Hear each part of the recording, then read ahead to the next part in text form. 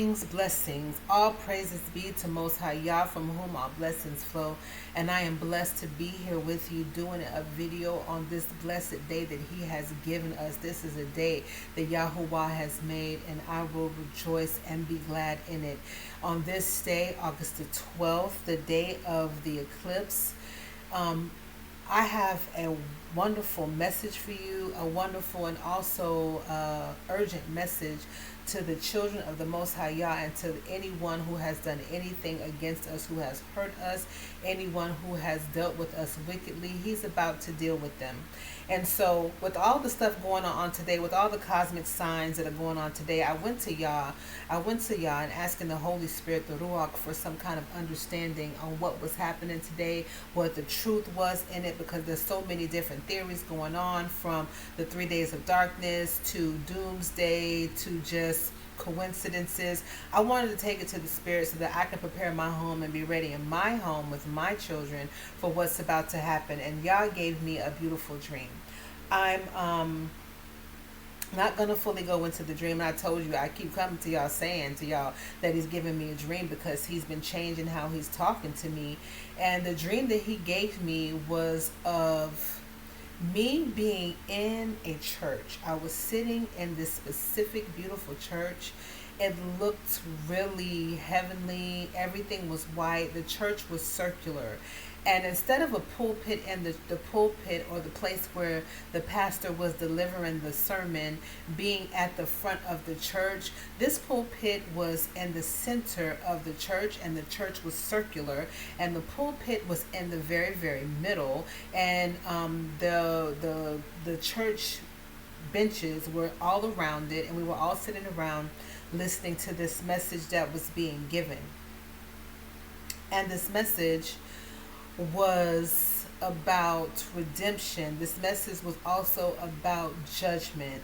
And I wasn't really paying attention to the message as much because there were some bad children running around the church. And this church also was filled with Negroes. And when I say Negroes, I mean Negroes from the 1700s, the 1800s, the early 1900s. This church was filled with our ancestors, people who had gone before us. And can I tell you that the regal, just the feeling, the spirit in this church, can I tell you, Judah, that we have come a far way from where we began, and not in good ways. Sometimes old things aren't bad. They taught us to have reverence in Yah. And I was in a church full of people who had a reverence for Yah. They had a reverence for the word. They had a reverence, even a respect for themselves and each other. And it just felt beautiful to be sitting in this room full of our ancestors, listening to this word that was being given by the pastor who was in the center of the church giving the message. But while this pastor was giving the sermon, there were these two bad children running around, a boy and a girl, just bad children, just bad Hebrew children, just two of them, terrorizing everybody, tearing everything up, just tearing the pulpit up, destroying the house of the Lord, disturbing the people who were trying to get the word, just tearing the house up, doing all kinds of things. And as the pastor was preaching and giving the sermon, it was hard to listen because you had these bad children in the house of the Lord who just wouldn't stop. They just kept acting just bad.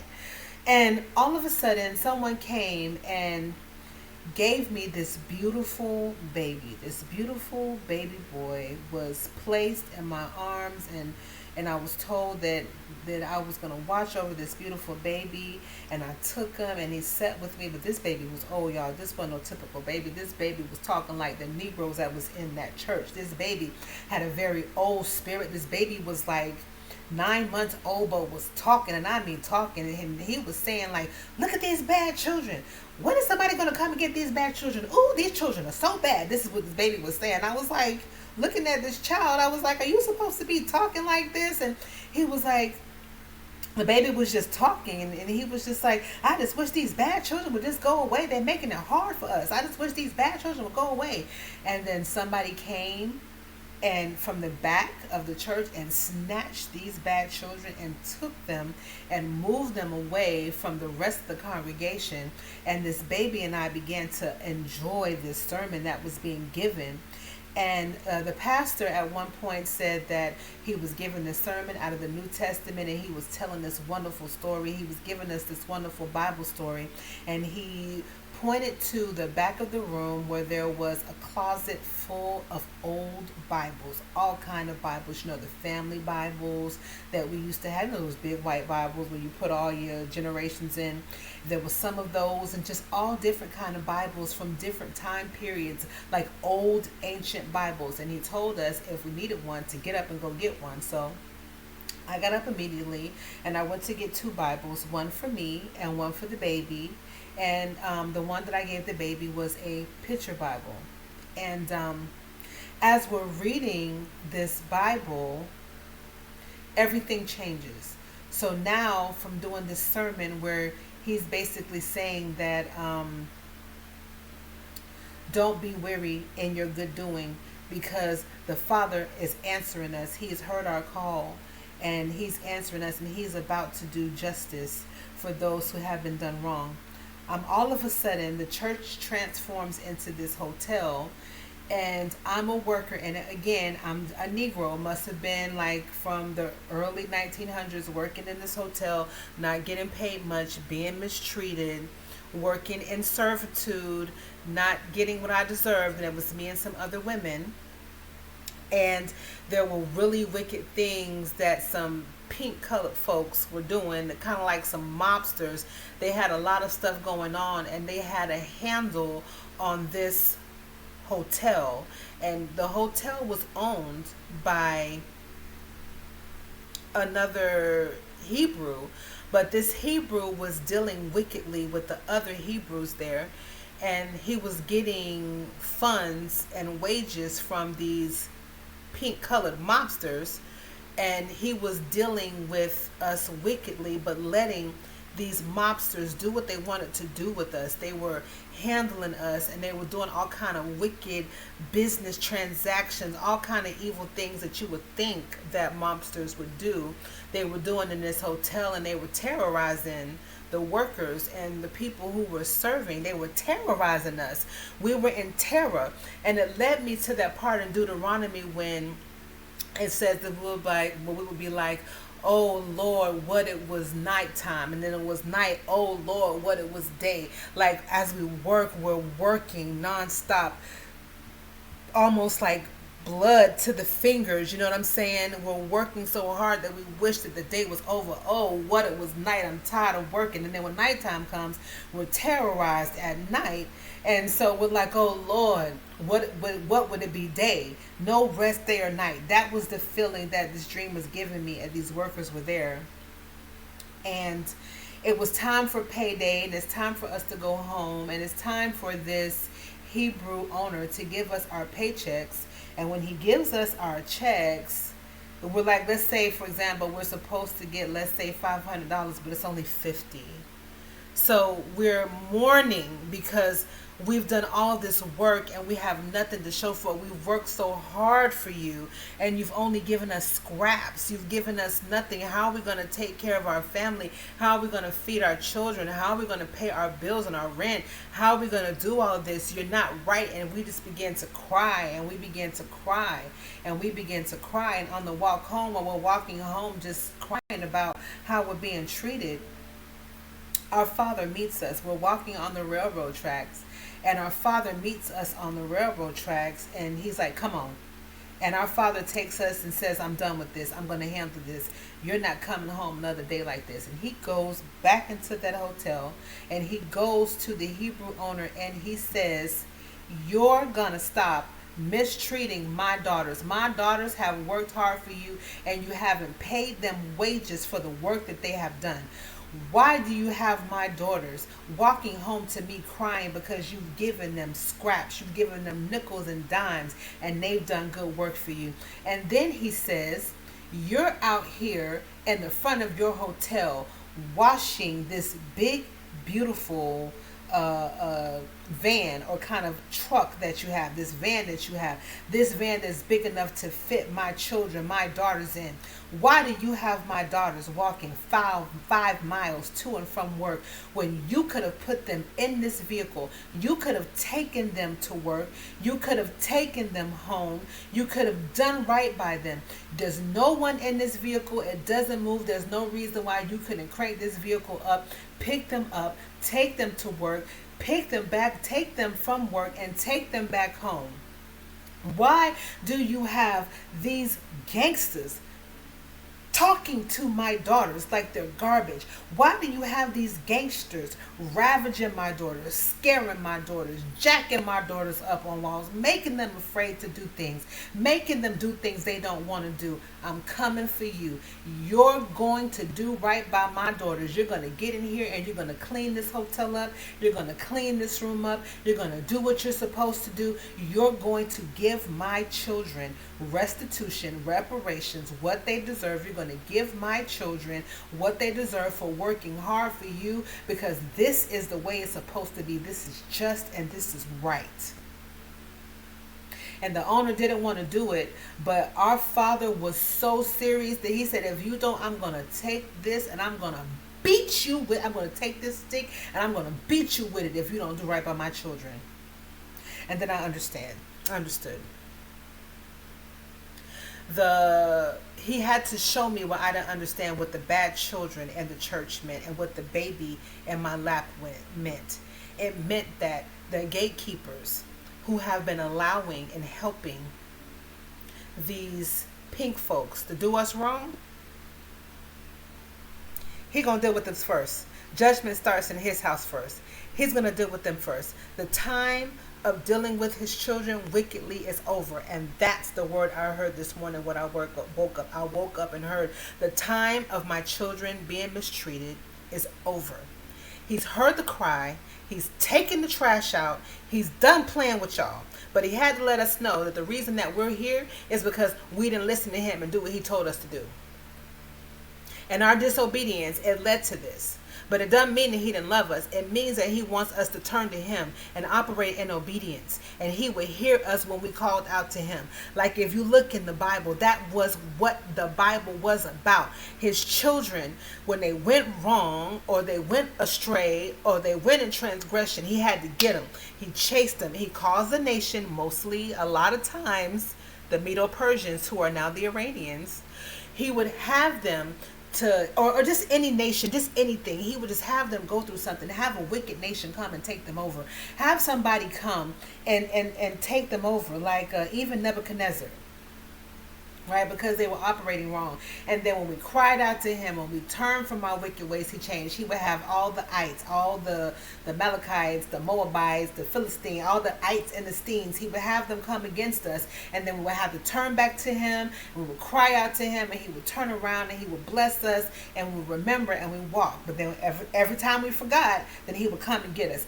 It's a call and response again. We're calling out to him and we're remembering and he's responding, but this time it's on a whole nother level, because he's about to clean up his house, his children, his church now.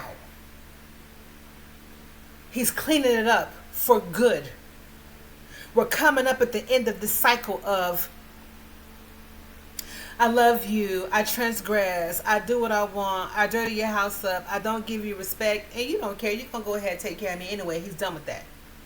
Now he has a people that he knows no matter what is going to turn to him, going to turn back to him, call on him, be obedient to his word, cast down the old man and pick up the new, cast down the sin and pick up righteousness, cast down the corruptible and put on the incorruptible. He has a people who are going to do this, and he's ready now to act. That's what those planets mean. He's ready to act.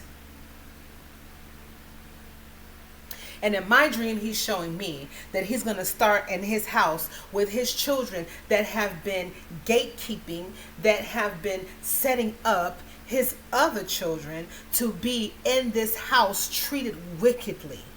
He's dealing with the stewards that he gave a position to take care of us, to speak over us, to help us remember. He's going to deal with those stewards who dealt with us wickedly.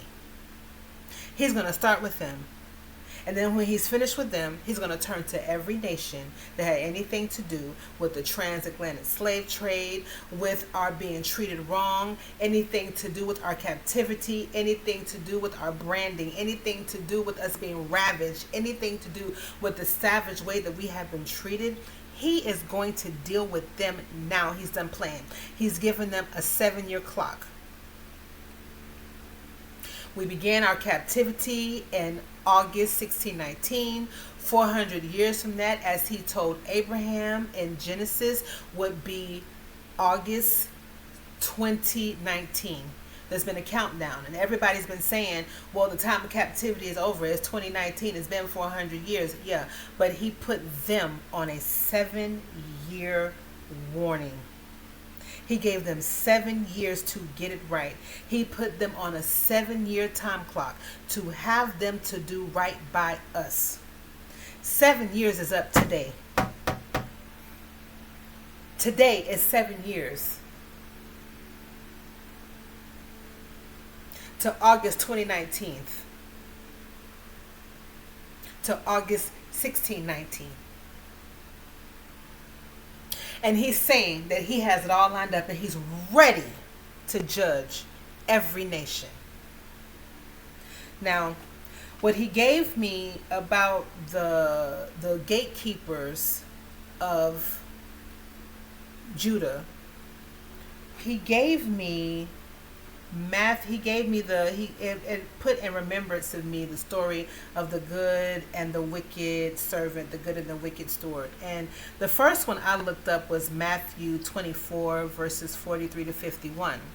But he also has the same story in Luke, and we also know that the Gospels are just a different disciple telling their version of what they saw. And Luke was not there, but I believe he would be, I don't know who Luke was the disciple of. Like Matthew was physically there. So when Matthew gives you his account, he's telling you what he saw, what he heard. Luke is writing down the account that he has heard from one of the original disciples. So I'm not sure. I don't want to tell you which one it was. I don't think it's not Paul. If it's not Paul, I don't know if it is.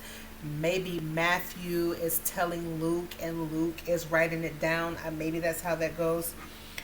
So Luke's version is a little different. So Luke 12, 43 to 48 is what I'm going to be reading. And again, I'm going to read it from the Hallelujah scriptures because, like I said, it's beautiful and it helps me with my Hebrew.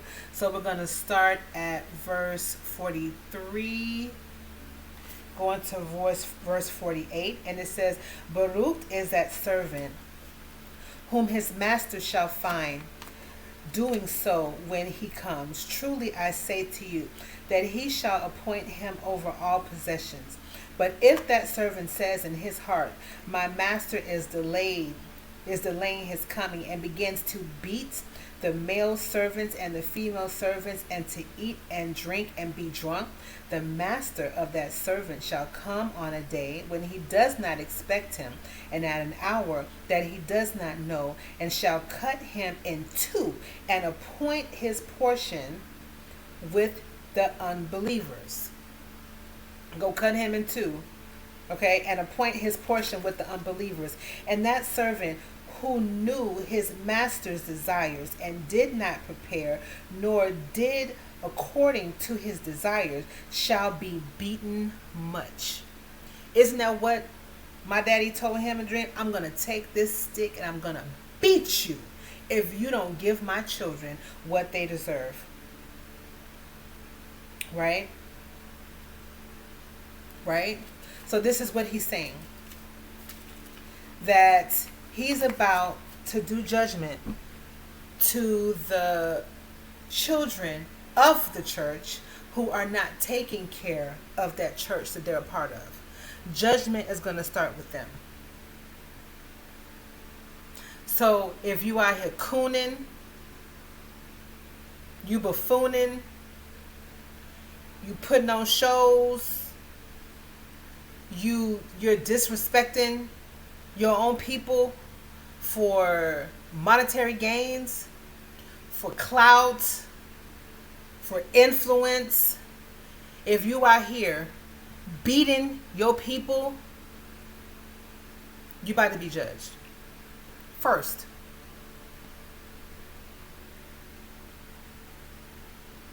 And then he's going to deal with everybody that had anything to do with what happened in the transatlantic slave trade. That's the eclipse. That's why this eclipse is over Spain and Portugal. It's not random. Even the path of this eclipse is not random. And Greenland, because Greenland represents the European nations, Denmark. Greenland is Denmark territory. And Denmark participated in 100,000 of our ancestors being dispersed to the Caribbean, While Spain and Portugal ended their slave trade, well, it went everywhere too, but specifically the first slave ship that landed here in America was the White Lion, and it landed in Port Comfort, Virginia, and there were a specific group of Negroes on that ship that landed here, and that's where we get our 400-year countdown, August 2019, from the first ship that landed here in August 1619, which brings me in mind of the movie Leave the World Behind. Can I tell you that Barack and Michelle were trying to tell you something? They were trying to tell them something, and this is why certain people took the movie and said it was demonic, because they don't want to be held accountable for their part in what happened. What happens here in this country, what is going on, the judgment that is happening is for everything that has been done to the Yahudim, to the children of Judah here in this country who are being mistreated because they were a specific group of Negroes. And where am I getting that from? So I woke up and I looked it up. Like, I wanted to know a little more about the White Lion, which, the White Lion was the name of the ship that landed on the beach in the movie Leave the World Behind. And it landed on the beach that in the movie was New York. The beach's name was Point Comfort, but that's not a beach in New York. That is a beach in Virginia, which is now Fort Monroe, but it was Point Comfort. So the White Lion, the ship from Leave the World Behind, landed in Point Comfort, Virginia, with the first group of slaves in late August 1619. Remember the movie Leave the World Behind, the frequency on the radio was 1619. And that was the first group of slaves. But in doing more research, I found out that the original ship that those slaves was on was a ship that left from Spain. It was a Spanish ship called the San Juan Bautista. It was pirated by the ship of an Englishman named the White Lion that pirated the slaves and sold them in Virginia to the governor in Virginia in Point Comfort. The San Juan Bautista was on its way to Veracruz, Mexico. It was not coming here. So even how the slaves got here was through piracy, through taking, through stealing. They were stolen. Stolen people were stolen from people and brought here where they should not have been. The San Juan Bautista was on the way to Veracruz, but was pirated by the White Lion, which brought them here, beginning America's judgment. And so, on doing research on that, it took me to the story of the White Lion and the people that were on it, and it took me to a website called Hampton.gov. So I'm going to read you what's on this site about what happened and this group of Negroes that were on this ship. And so this is 1619, an African arrival exhibit in Hamptons. Okay. So it reads, in late August 1619, the privateer White Lion arrived off Point Comfort near present-day Fort Monroe. Aboard was a captive cargo of, quote, not anything but 20 and odd Negroes, which the governor and Cape merchant bought from victuals, end quote. So there were a specific group of people. They weren't just regular average Negroes. So what does that mean? Were they from a specific house? Were they the rulers? Were they the leaders of this group of people? So it goes on to say these 20 individuals were the first Africans arriving in New Virginia colony. Their names given by Portuguese missionaries. Here's the Portugal part. Portugal and Spain, where the eclipse is going. Portugal had these slaves, gave them to the Spanish, and the English stole them from the Spanish ship. Portuguese missionaries had the slaves, gave them to Spanish ships, the Spanish ship San Juan Bautista, which was on sail en route to Veracruz, Mexico, but was pirated by the English ship, the White Lion, which landed in Point Comfort, Virginia, with a group of 20 odd Negroes. 20 odd Negroes. The Virginia colony's first Africans had lived in Ndongo Kingdom in Angola and West Central Africa on a lush green high plateau 150 miles from the Atlantic. The Portuguese and their mercenary allies, the Mbengalas,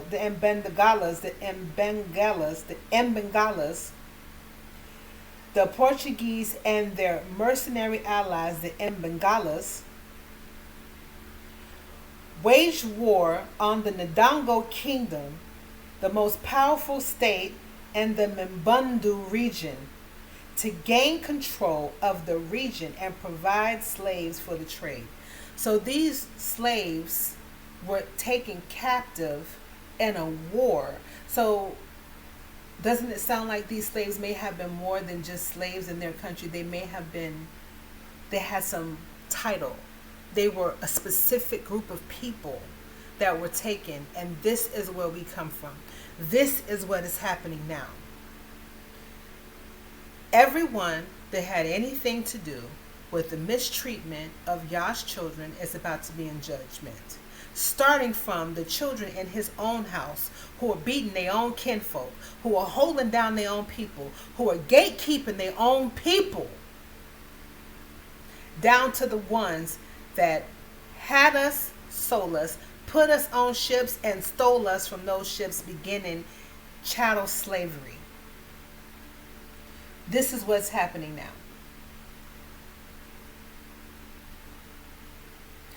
Ending in the meteor shower that's supposed to happen tonight into the morning.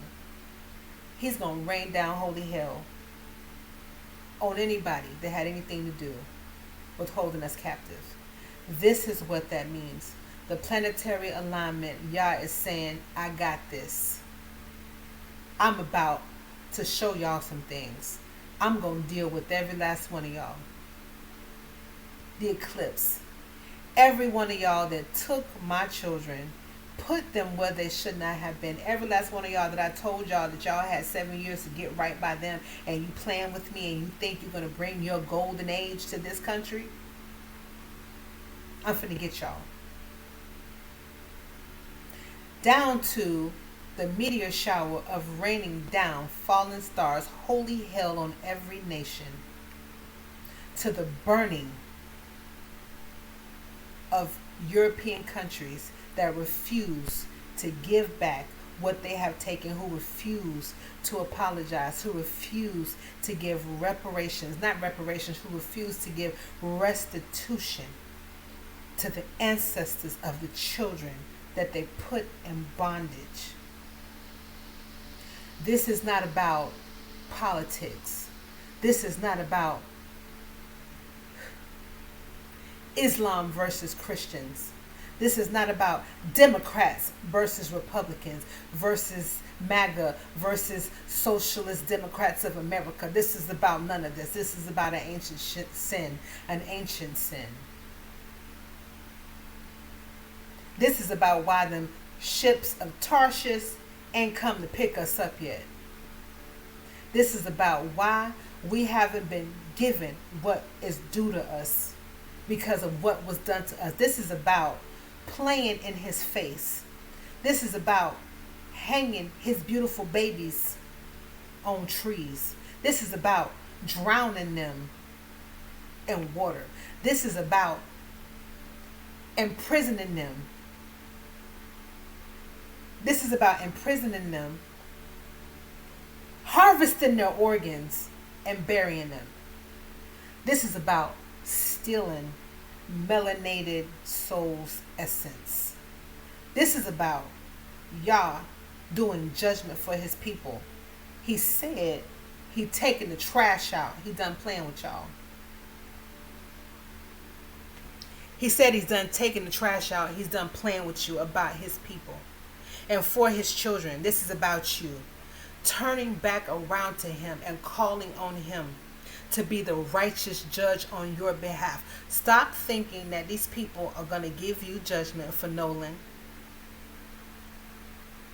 for Tasia, for Cohen. They're not going to give you right justice for none of them. Stop looking to them. But for those who refuse to do the right thing, he going to show you who he is.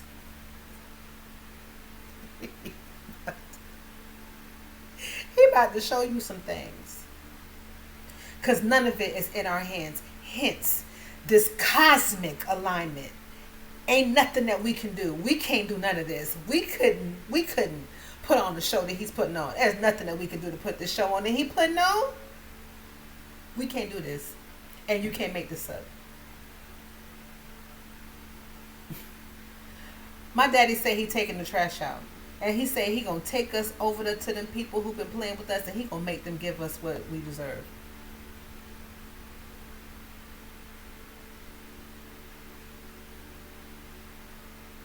Not in our own power, but because he is our Abba and because he loves us. He had to get us right. Like the last dream, he had to let us know. I know. I'm watching. I see. I know.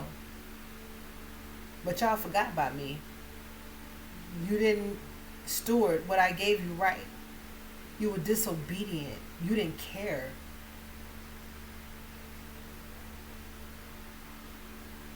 You went in my kitchen and you nasty my kitchen up. You dirtied up my house. You took all the good things I gave you. You were gluttonous. You just took it and you didn't even turn around and ask me. You didn't save me a portion. You didn't ask me. You didn't invite me in. You let two-dimensional beings tell you who they were, give you their religion, give you your identity. You let two-dimensional beings determine how you were supposed to live here in this realm. And these two-dimensional paper-shaped beings are about to be disintegrated. They're about to be incinerated. These two-dimensional beings have no depth.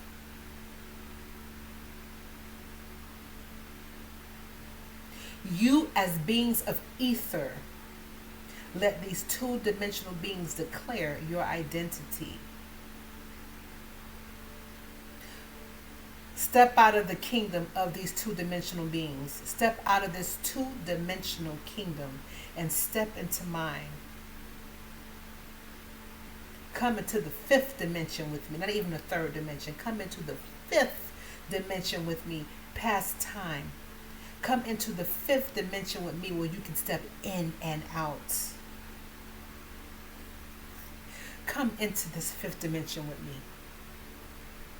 Be born again. Be born again.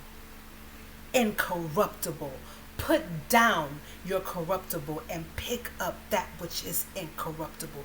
Pick up your spirit and be immersed in it with me.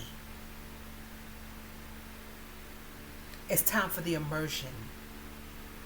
beloved. It's time for the immersion, kinfolk. It's time to be immersed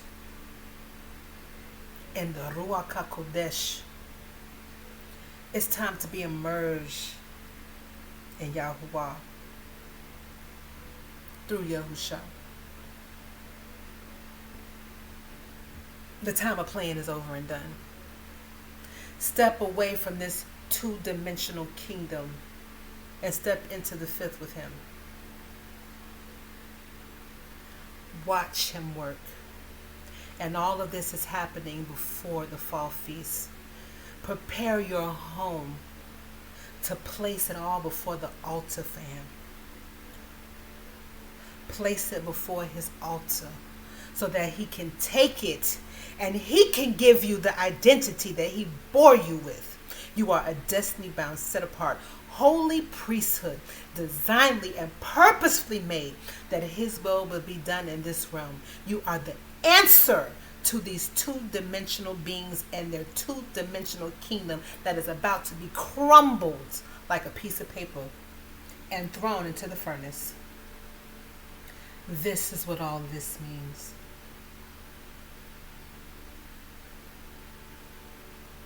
Praise you, Abba. Thank you, Father. Father, I feel that I have emptied it out. I feel that I have given what you have given me out. If there's anything you need me to say, Holy Spirit, anything else, Father, I thank you for allowing me. Thank you for blessing me to receive this message and this truth. Who this is meant for, I pray that you get it and that you receive it and that you take it to Yah and that you prepare your home for these fall feasts if you've never done it before. If you haven't observed the fall feast before, now is a perfect time for you to do it. Now is a perfect time for you to prepare your home, because literally a month after this will take us into the fall feast, and that's when you begin to see the repercussions of the eclipse. You begin to see the totality of what these cosmic signs meant. Normally it's about a month after. That takes us right into the feast. I'm asking you, if you haven't, consider it. Look into the Day of Atonement, the Day of Atonement, Rosh Hashanah. Look into the Feast of Trumpets. Look into the Feast of Trumpets, Rosh Hashanah, the Day of Atonement, Yom Kippur, and Tabernacles, Sukkot. Look into them. Look into them. And understand what it means on the prophetic time clock of you coming back to our Abba. Be blessed. Fill your homes with the Ruach HaKodesh. Anoint your homes in this time and speak nothing but life on this day. Do not be a part of this occultic ritual that they have going on, that they speak evil over our Abba's appointed days. And when he is doing his work, Yah's works are not evil, but they are great to those that love him. Give him praise for this day. It is a day that he has made. We will rejoice and be glad in it. Speak over your house blessings. Speak over your children blessings. Speak over yourself blessings. Allow the Spirit to fill your home.